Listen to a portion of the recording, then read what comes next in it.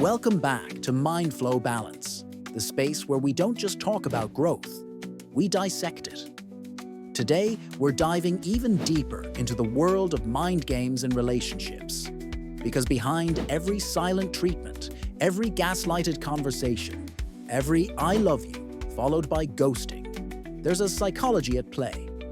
And if we want to break free from the cycle, we need to understand what's underneath. So let's pull back more layers. 1. Attachment styles, the ghosts of our first bonds. Whether you're anxiously checking your partner's texts or emotionally checked out entirely, your attachment style plays a massive role. These styles, secure, anxious, avoidant, and disorganized, are shaped in childhood and show up big time in adult relationships. Anxious attachment may drive someone to play mind games out of fear, testing loyalty, needing constant reassurance, or pushing boundaries to see if their partner still cares. Avoidant attachment, classic for emotional withdrawal, stonewalling, or sending mixed signals to avoid vulnerability. Disorganized attachment brings chaos, hot and cold behavior, manipulation, and power struggles, all rooted in unresolved trauma. Understanding your attachment style isn't just insightful, it's transformational. It gives context to the chaos. 2. Low emotional intelligence, EQ. When people just don't know better.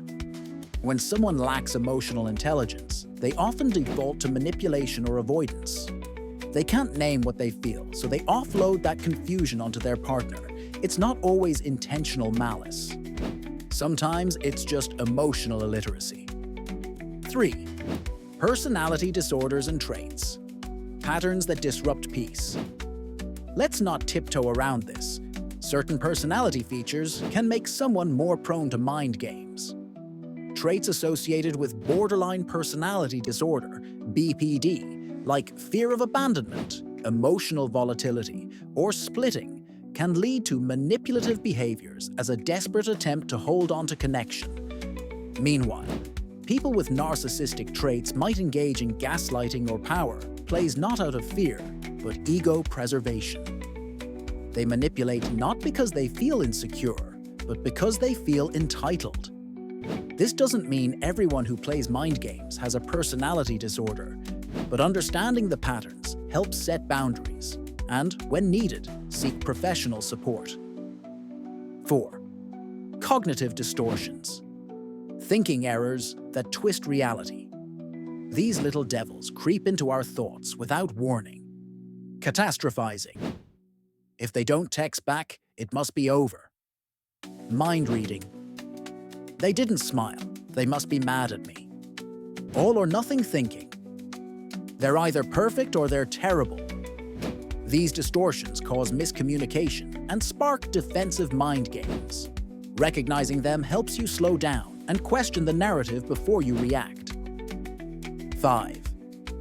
Unresolved trauma. The unhealed wounds that bleed on others, trauma, especially relational or childhood trauma, has a sneaky way of resurfacing in love.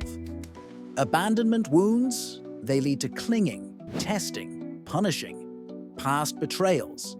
They trigger paranoia, control, and withholding affection. The brain wired by trauma often interprets safety as suspicious and love as a trap.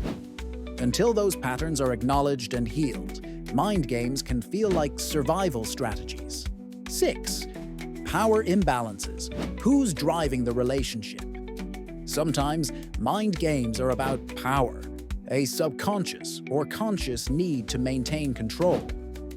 This can stem from low self-worth, where dominance becomes a defense against feeling less than.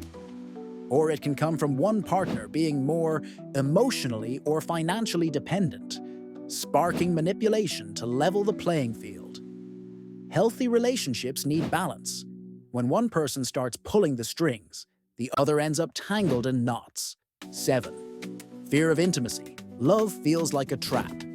Here's the plot twist. Some people crave closeness, but sabotage it when it arrives. Why? Because vulnerability feels dangerous.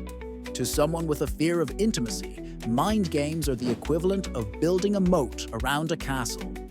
It protects the heart, but it also keeps love out. Real intimacy is terrifying when you've only known pain and closeness, but you can't hold hands while also holding armor. So let's tie this all together. Mind games don't exist in a vacuum. They're often symptoms of deeper psychological dynamics: attachment wounds, trauma histories, distorted thinking, emotional illiteracy, and identity struggles. But identifying the why doesn't excuse the harm. It simply points us toward healing. If you're in a relationship filled with these patterns, know this: you deserve clarity, connection, and peace, not confusion and control. What behaviors do I repeat in relationships that keep me emotionally safe, but relationally stuck? What's the payoff of my mind games? And what's the cost? What am I afraid will happen if I show up fully, without defense or strategy? Who modeled this kind of relating for me? And do I still want to live by their example? What kind of relationship do I want to build? And who do I have to become to build it? If this message sparked something in you, drop a comment, share your thoughts, or tag someone who needs to hear this. Subscribe to Mind Flow Balance for more real talk on the messy beauty of being human. And don't forget to hit that notification bell, because healing is a journey, and you shouldn't have to walk it alone. Stay mindful, stay balanced, stay bold. Mind Flow Balance out.